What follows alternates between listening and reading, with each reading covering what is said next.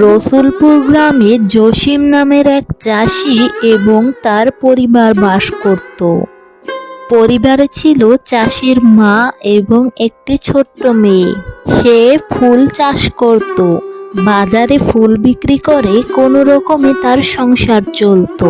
ফুল বিক্রেতা জসিম খুব ভালো মনের একজন মানুষ ছিলেন। তিনি ছিলেন খুবই সৎ, অনেক পরিশ্রমীও ছিলেন জসিম। তার বাড়ির কাছে ছিল একজন ধনী ফুল বিক্রেতার বাড়ি। তার ছিল বিশাল ফুলের বাগান। তিনি ছিলেন খুব অহংকারী। তার অনেক টাকা ছিল এবং সংসারে কোনো অভাব ছিল না, তাই তার বউও ছিল খুবই অহংকারী।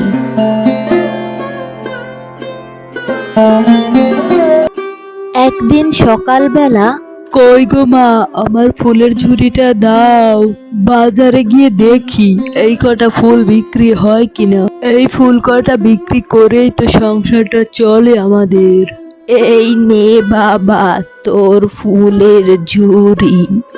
এত অল্প আয় তো সংসার চলছে না বাবা, বড্ড অভাবের সংসার আমাদের। হ্যাঁ মা, কি আর করবো বলো, আর তো কিছু করার নেই। বাবা তোকে একটা কথা বলি, তুই তো অন্য কোনো ব্যবসাও শুরু করতে পারিস, তাহলে আমাদের সংসারে সচ্ছলতা ফিরে আসতে পারে। আর তোর মেয়েটাও তো বড় হচ্ছে।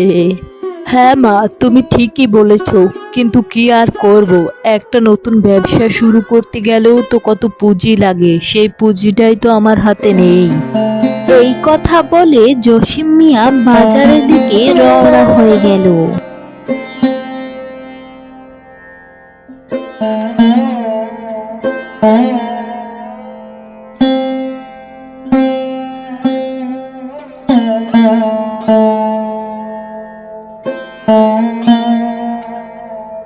এরপর তার মা ঘরের ভিতরে গেল তার নাতনিকে ঘুম থেকে ওঠাতে।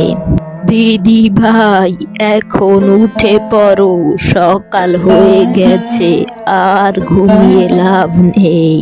এখন উঠে হাত মুখ ধুয়ে নাও, তারপর আমি তোমাকে খাবার দিচ্ছি। আচ্ছা ঠিক আছে, আমি এখন তাহলে হাত মুখ ধুয়ে আসছি, তুমি খাবার বাড়ো।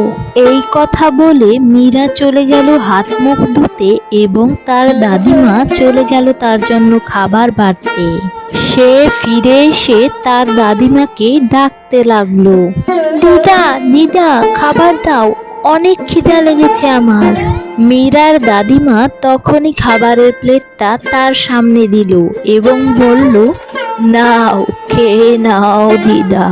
এ কি দিদা, আজকেও আবার শাক দিয়ে ভাত? রোজ রোজ এরকম শাক ভাত খেতে আমার একদম ভালো লাগে না। ওই বাড়িতে কি সুন্দর প্রতিদিন মাংস ভাত রান্না হয়, আর আমাদের বাড়িতে শুধু শাক ভাত। ওরা প্রতিদিন মাছ ভাত খায়, ইলিশ মাছ, চিংড়ি মাছ, কত মাছ, আর আমি এরকম শাক ভাত প্রতিদিন খেতে পারবো না। আজকের মতো এগুলো খেয়ে নাও দিদা, কাল তোমার বাবাকে বাজার থেকে মাছ কিনে আনতে বলবো। সত্যি বলছো দিদা, কাল তুমি বাবাকে মাছ কিনে আনতে বলবে? হ্যাঁ দিদা, সত্যি বলছি। আজ তুমি ভাত কটা খেয়ে নাও দেখি। ঠিক আছে দিদা, আজকে আমি খেয়ে নিচ্ছি, কাল কিন্তু আমি মাছ দিয়ে পেট ভরে ভাত খাবো। ঠিক আছে ঠিক আছে, আজকে তুমি কথা না বলে ভাত কটা ভালোভাবে খেয়ে নাও। এদিকে করিমের বউ তার ছেলেকে খুব আদর যত্নে বড় করছে। তাদের তো কোনো অভাব নেই, তাই অহংকারের সাথে তারা খুব ভালো আছে। ছেলের কোনো ইচ্ছা অপূর্ণ রাখে না তারা, ছেলে যা খেতে চায় তাই খাওয়ায়। করিম সেদিন বাজারে গিয়ে দেখল জসিম মিয়ার বেশ ভালো বেচা কেনা হচ্ছে। তাই দেখে সে তো রাগে গজগজ করতে লাগলো এবং হিংসে করে তার ক্ষতি করার কথা ভাবতে লাগলো। দোকান রেখে যেই না জসিম সংসারের জন্য কিছু বাজার করতে বের হয়েছে, ঠিক তখনই করিম মিয়া তার ফুলগুলোকে নষ্ট করে দিল এবং সেখান থেকে তাড়াতাড়ি পালিয়ে গেল। তারপরে জসিম তার দোকানে ফিরে এলো এবং এসে দেখলো তার ফুলগুলো সব নষ্ট করা। জসিম মনে মনে বলতে লাগলো, হায় আল্লাহ, আমার কি হবে এখন? আমি এই কটা ফুল বিক্রি করে সংসার চালাই, এখন তো সেটাও থাকলো না। আমি এখন কি করব? এই আমার ফুলগুলোকে যে নষ্ট করেছে তাকে তুমি সুমতি দিও। হায় আল্লাহ। মনের মধ্যে অনেক দুঃখ নিয়ে জসিম বাড়ির পথে রওনা হয়ে গেল। হাঁটতে হাঁটতে সে একটি টুনটুনি পাখিকে অসুস্থ হয়ে পথের মাঝে পড়ে থাকতে দেখতে পেল। তাই দেখে তার মনে খুব দয়া হলো। সে পাখিটিকে বাড়িতে নিয়ে আসলো এবং সেই পাখিটিকে ওষুধ লাগিয়ে দিয়ে সুস্থ করে তুললো। দেখো না মা, এই পাখিটা রাস্তার মাঝে অসুস্থ হয়ে পড়েছিল, ওকে একটা ভালো থাকার ব্যবস্থা করে দাও তো। ঠিক আছে বাবা, ওকে আমি ওই ঘরের কোণে একটা বাসা বানিয়ে দিচ্ছি, সেখানে ওকে রেখে দে। হ্যাঁ, সেটাই করি, তাহলেই খুব ভালো হবে। জসিম ঘরের এক কোণায় একটি বাসা বানিয়ে পাখিটিকে সেখানে রেখে দিল।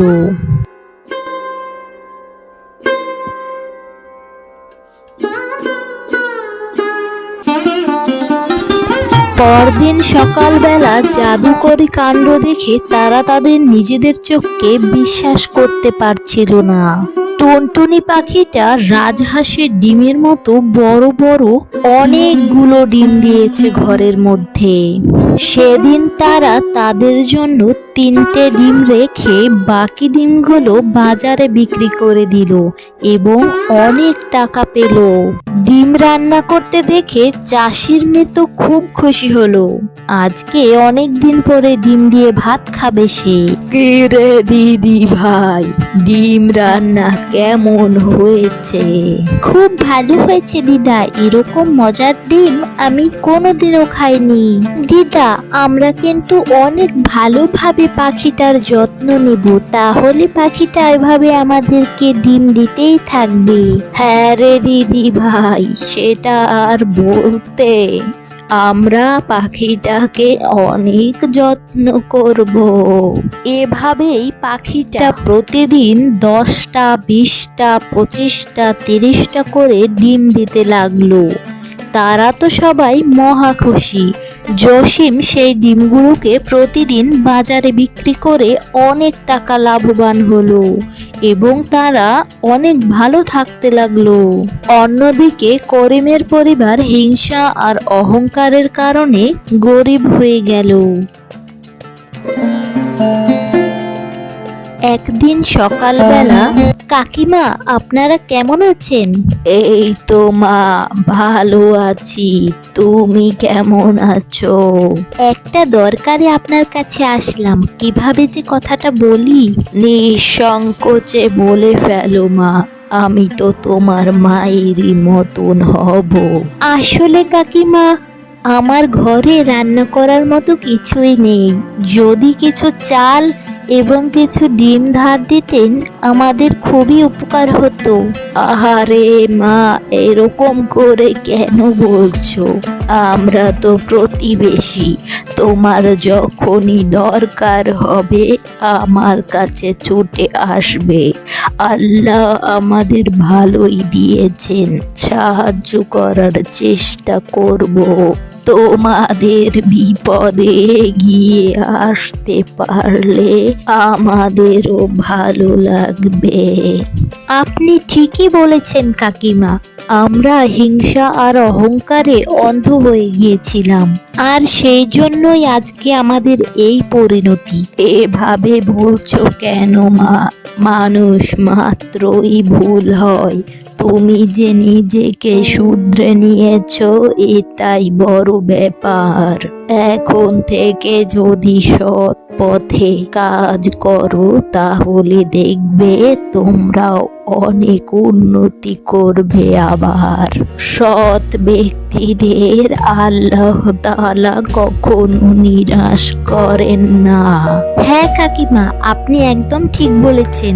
আমরা এখন থেকে সৎ পথে কাজ করার চেষ্টা করব সব সময়, আর কখনো কারো কোনো ক্ষতি করব না। আমাদের চ্যানেলের কার্টুনগুলো ভালো লাগলে সাবস্ক্রাইব করে দেবে কিন্তু।